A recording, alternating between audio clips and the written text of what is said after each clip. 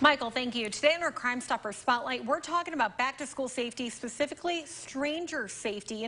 And Stacey Payne, our expert, is in, and it's kind of more complex than it used to be. It's not just as simple as stranger danger anymore. No, unfortunately, it's not. It's not just strangers we need to worry about and talk to our kids about, and our kids of all ages. Yeah. We need to be aware that even that person who may not be a stranger may be somebody we don't know and shouldn't be trusting. And so you have said, kind of in the Crime Stoppers definition of strangers, that there's certain things that kids might want to check off their list that they know about that person. Kind of go over that definition. Right. One of the questions is, do I know their first and last name? If I don't know their full name, I probably don't really know them.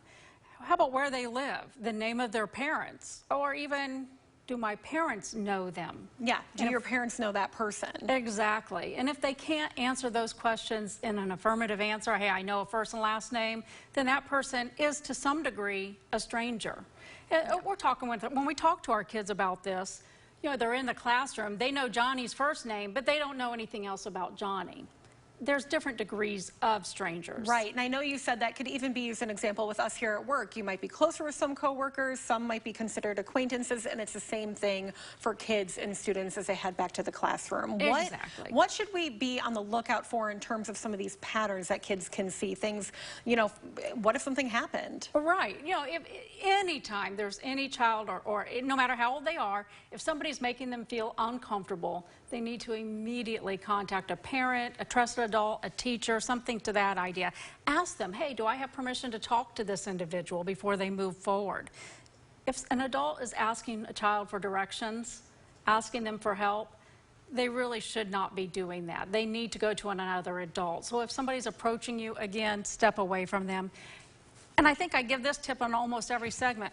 Be aware of your surroundings. We need to know what's going on around us, what's out of the ordinary, and be aware of that. Definitely. I mean, it's a good tip for any situation. Any and every. And one place where it might be harder to do that is the online world. I mean, that's a whole social media world that strangers now have access to. What are some more warning signs there? The biggest one with our kids, and this is our kids of all ages, including our college students. That is, not everyone who says they know you really knows who you are, or goes to school with you, really goes to school with you. So it may be something that we need to be aware of when we're online. Do our homework. If somebody's trying to friend us, do I really know who they are? They can be pretending to be anyone at all. Same thing with what are we posting? Are we posting our sports team uniform? Well, that may give that individual enough information to say, I know what school they go to, I know who they are, pictures with the mascot.